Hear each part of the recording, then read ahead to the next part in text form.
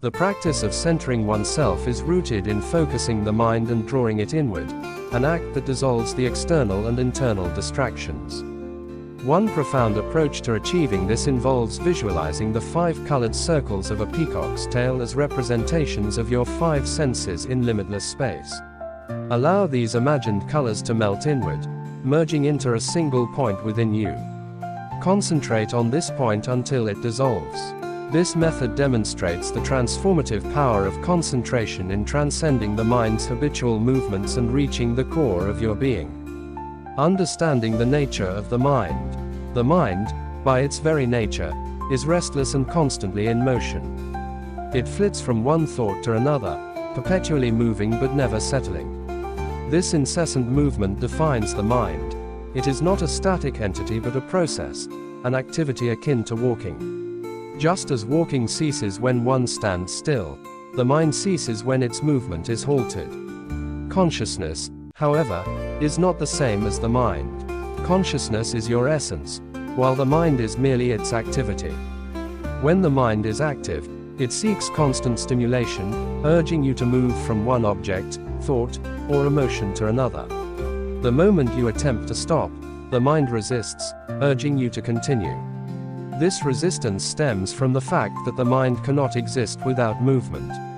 The cessation of mental movement leads to the dissolution of the mind, leaving pure consciousness behind. This understanding is crucial for practices like concentration and meditation. By stopping the mind's movement, even momentarily, one can discover a deeper center within, a space of stillness and pure awareness. Breaking the illusion of the mind's mastery.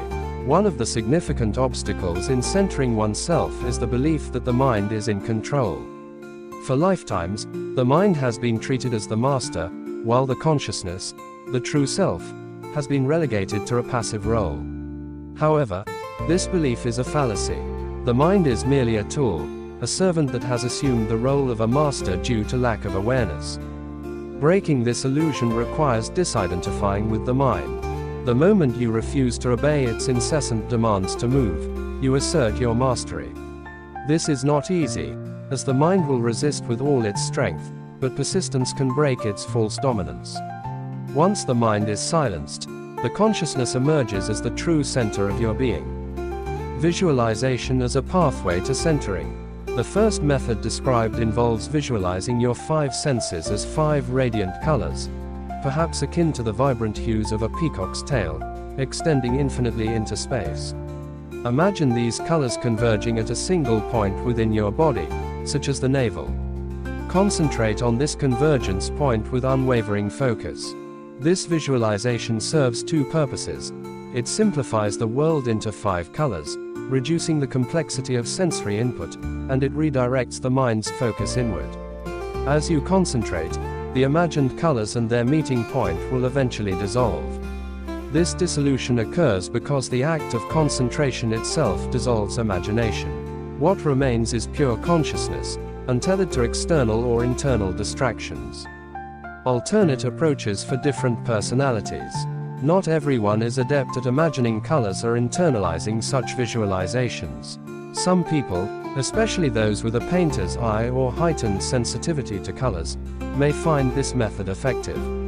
However, for those who struggle to visualize or lack sensitivity to color, alternative methods are available.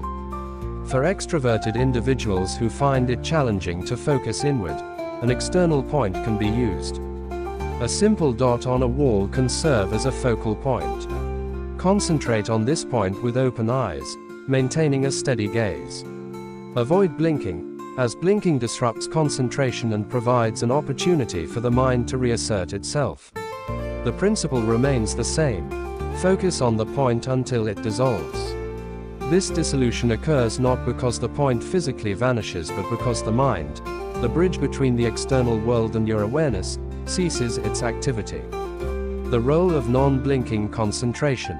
The practice of non-blinking concentration has been emphasized in traditions like Zen. The story of Bodhidharma, a revered meditation master, illustrates this principle. To prevent his eyes from blinking and breaking his concentration, Bodhidharma is said to have torn off his eyelids. Legend has it that where his eyelids fell, tea plants grew. Tea, thus, became a symbol of wakefulness and concentration, a sacred drink in Zen culture. The essence of this story lies in the importance of unwavering focus. Whether you are concentrating on an internal point or an external one, steadfast attention is key. The act of staring without blinking represents a commitment to stillness, preventing the mind from wandering and creating a pathway to the center. The process of dissolution, whether you focus on an imagined internal point or a real external one, the process of concentration leads to dissolution. In the case of an internal point, the dissolution is straightforward. It is an imagined construct, and concentrated awareness dissolves the imagination. With an external point, the process is more subtle. The external point remains physically present, but as the mind ceases its activity, the connection between the observer and the observed breaks. The point seems to disappear, not because it is no longer there, but because the mind that bridges the gap is no longer active. This dissolution of the mind is the ultimate goal. Without the mind's movement, consciousness turns inward, discovering its own center. This center is not a physical location but a state of being, a realization of your unity with existence. Reconnecting with the source. Reaching the center reveals your existential roots, the point where you are connected to the universe. This realization dissolves the sense of alienation, replacing it with a profound sense of belonging. The existence around you is no longer seen as separate or hostile. It becomes a nurturing presence, akin to a mother. This awareness transforms your experience of life. Struggles and conflicts with the external world diminish, as you no longer feel the need to fight or assert dominance. Instead, you flow with the currents of existence, rooted in the knowledge of your oneness with all that is. The natural state of bliss. When you are centered, bliss becomes your natural state. Unlike fleeting moments of happiness that depend on external circumstances, this bliss is unconditional and constant.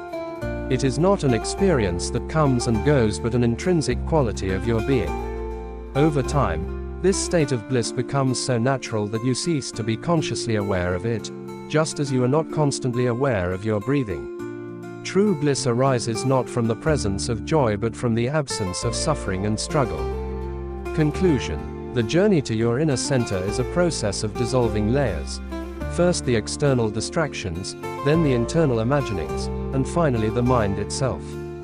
By concentrating on a single point, whether inward or outward, you can still the mind's restless movements and discover the stillness within. This center is your true self, a space of pure consciousness and bliss. From this space, life becomes harmonious, and existence reveals itself as a nurturing and integral whole. Through this practice, you come home to yourself, rooted in the eternal peace of your being.